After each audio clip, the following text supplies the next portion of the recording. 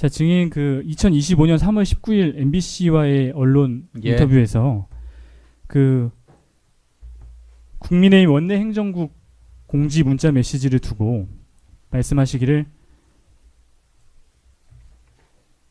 제가 지역이 분당입니다. 그래서 오는데 시간이 걸리는데 4번 지시가 바뀌었습니다. 라고 답변을 하셨어요. 예. 그러니까 이 집결 공지에 관해서 지시라고 표현을 하셨습니다. 예. 그 증인 입장에서는 그 집결 공지 메시지가 따라야 하는 지시라고 이제 받아들였던 건가요? 그렇죠. 일종의. 자, 국민의힘 김태호 의원은 당사로 모이라고 하였기 때문에 당사로 간 것이다. 당사 집결 공지가 없었다면 당사로 갈 이유가 없다라는 취지로 진술을 하셨습니다. 이에 대해 증인도 같은 생각인가요? 저는 꼭 그렇게 생각하지는 않습니다. 왜냐하면 저는 그걸 무시하고 진입을 시도했던 사람이지 않습니까? 근데 진입 자체가 원천적으로 경찰 때문에 불가능했습니다. 그래서 아무리 들어가려고 해도 끝까지 막는 그걸 보고 진입 자체가 불가능하구나. 그때 판단한 거니까요. 네, 우원식 국회의장은 12월 3일 23시 57분경 유튜브 등을 통해서 대통령의 비상계엄 선포에 대해서는 국회에 대해 국회는 헌법적 절차에 따라 대응 조치하겠습니다. 국민 여러분께서는 국회를 믿고 차분하게 상황을 주시해 주시길 바랍니다. 모든 국회의원께서는 지금 즉시 국회 본회의장으로 모여주시기 바랍니다. 라는 입장을 발표했습니다. 예. 이게 또 언론을 통해서 많이 보도가 됐고요. 이런 입장 확인하셨나요? 직접 확인한 기억은 없습니다만 아마 TV를 통해서 그 비슷한 취지의 이야기들을 했던 걸로는 기억합니다. 예.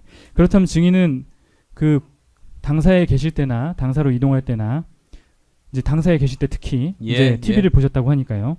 국회 본회의가 곧 개의되겠구나. 이거 비상계엄 해제 요구안 의결이 곧 진행되겠구나. 이렇게 예상을 하고 계셨던 건가요? 꼭 그렇지는 않습니다. 왜냐하면 이제 저도 이제 사전이니까요. 네. 국회 관행상 보면은 한 당에서 참석 안 하겠다고 통과하지 않는 이상 두 당이 이렇게 모일 때까지 예정 시간보다 지나더라도 국회의장은 기다립니다. 기다려서 가능한 한 많은 국회의원들이 그 본회의장에 참석을 했을 때 그때 개의하고 표결을 진행하는 게 관례입니다. 그래서 사실 제가 지금까지 정치하면서 보면은 이렇게 예정된 시간보다도 훨씬 당겨가지고 그 판결을 그 표결을 시도했던 거는 유일합니다. 처음입니다. 그렇다면 증인께서 당사로 가 계실 때 이거 나 잘못하면 여기 있다가 국회 본회의 표결에 참석하지 못하는 거 아닌가 이런 우려는 하지 않으셨나요? 굉장히 우려했습니다. 우려는 하셨나요? 예, 근데 뭐 일사천리로 진행하길래 이건 도저히 안 되겠다. 그렇다면 제가 직접 참석은 못했는데 할 수 있는 방법은 그 다음에 또 어떤 상황이 일어날지 모르는데 이럴 때는 국회의원은 본회의장에 있어서 의사결정을 제대로 내리는 것이 필요하다. 그래서 무슨 수를 써서라도 두 번째 진입 시도에서 꼭 국회에 들어가려고 마음을 먹고 나갔습니다. 저 혼자 나왔습니다. 네.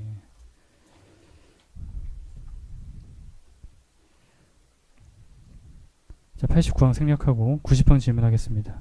자, 증인께서 당사에 도착하셨을 때 피고인은 그 국회 내에 있는 국민의힘 원내대표실 안에 있었고 한동훈 당대표는 국회 본회의장 안에 있었거든요. 그 내용은 알고 계셨나요? 아니요, 몰랐습니다. 그리고 저는 두 분 다 제가 국회에 들어가서 본 적이 없습니다. 네. 증거 810번 안철수 의원 페이스북 게시글 제시하겠습니다.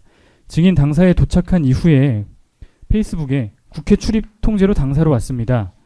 당사에는 50여 명의 여당 의원이 와 있습니다. 국회 본청에는 10여 명의 여당 의원이 있다 합니다. 라고 글을 올리셨습니다. 예, 들은 이야기였습니다. 네, 국회 본청에는 10여 명의 여당 의원이 있다는 사정을 어떻게 알게 되신 거죠? 그러니까 들은 이야기였습니다. 그때 이제 같이 있던 동료 의원들 중에서 지금 한 10여 명 정도는 지금 국회 본청에 있다 이런 이야기를 했습니다. 당사에서 들은 말씀이시죠? 예, 당사에서 들었습니다. 그 10여 명이 누구인지에 대해 구체적인 말씀을 못 구체적으로 들으셨나요? 못 들었습니다. 네. 자, 그렇다면 증인께서는 요 당사 50여 명, 본청 10여 명 이런 구체적인 인원수까지 페이스북에 올리셨는데 그 이유는 뭐죠? 그 정도 사람들이 여기에 대해서 막고자 하는 의지를 가지고 있는 사람들이 이 정도이다라는 걸 이제 뭐 저 정보 공유 차원에서 국민들에게 알려줄 의무가 국회의원은 있는 거 아니겠습니까? 네, 그러니까 국민들에게 정보를 공유한다는 차원. 예, 그렇습니다. 예, 알겠습니다. 자, 증인 당사에 들어가셨을 때 당사 안에 모여있던 국민의힘 국회의원들은 뭘 하고 있었죠? 사실 굉장히 혼란스러워했습니다. 이런 경우가 뭐 저 포함해서 다들 처음이니까 335 모여서 여기에 대해서 어떤 식으로 대책을 세우고 어떻게 행동할 것인지 서로 의논하고 있었습니다. 네. 김태호 의원도 보셨나요? 본 기억은 없습니다. 자, 김태호 의원이 당시 당사의 상황에 관해서 말씀하시기를 다들 멍하니 있었다. 당사에서 할 수 있는 것이 아무것도 없었다. 예, 라고 예. 하셨는데 증인이 경험한 상황과 동일한가요? 그러니까 서로 의논은 했지만 뭔가 실질적인 행동으로 옮기기는 어려웠죠. 네, 의논을 하셨다고 말씀하셨는데 어떤 내용으로 의논을 좀 아니 하셨죠? 그거야 이제 335 이렇게 모여서 서로 의논을 하니까 그 내용은 제가 잘 알 수는 없고요. 예. 근데 뭐 나중에 결국은 뭐 상황 종료된 이유긴 하지만 제가 듣기로는 남아있는 의원들끼리 모두 모여가지고 우리는 모두 다 이 계엄에 반대한다고 성명서를 낸 걸로 그렇게 알고 있습니다. 네. 그 김태호 의원이 또 말씀하시기를 특별히 대화를 나누는 분위기가 아니었다. 다들 자기 자리에 가만히 앉아 있었다. 나는 총 맞은 느낌으로 멍하니 앉아 있었다라고 진술하셨는데. 가만히 앉아 제 기억은 약간 다릅니다. 예. 가만히 앉아 있었던 사람은 없고요. 다들 좀 우왕좌왕했습니다. 그리고 저 친했던 의원들 335 모여서 이거 도대체 어떻게 해야 되나? 아니 그때 뭐 가만히 앉아서 뭘 하겠습니까? 네, 그렇게 의논을 했지만 결국 뭐 할 수 있는 조치는 없었다는 말씀이신가요? 할 수 있는 게 국회에 진입하지 않는 한 할 수 있는 일이 사실 굉장히 제한적이죠. 그나마 이제 저 남아 있는 사람들이 최대한 그래도 노력한 것이 그런 모두 다 모여서 성명서를 낸 것, 모두의 의견은 일치된 그런 의견으로 비상계엄은 반대한다. 그게 저도 최선이었다고 봅니다. 네, 알겠습니다. 자, 증거 1590번 텔레그램 단체 대화방 제시만 좀 하겠습니다. 자, 계엄사령관 박안수는 12월 3일 23시 23분경 포고령 제1호를 언론을 통해서 공포했고요. 국민의힘 박수영 의원은 얼마 지나지 않아서 23시 30분경 포고령 제1호 전문을 텔레그램 단체 대화방에 게시하였습니다. 증인은 이 텔레그램 대화방은 보지 않으셨지만 예. 포고령은 다른 루트로 확인하셨을 것 같은데 어땠습니까? 사실 저 포고령도 그 다음날 확인했습니다.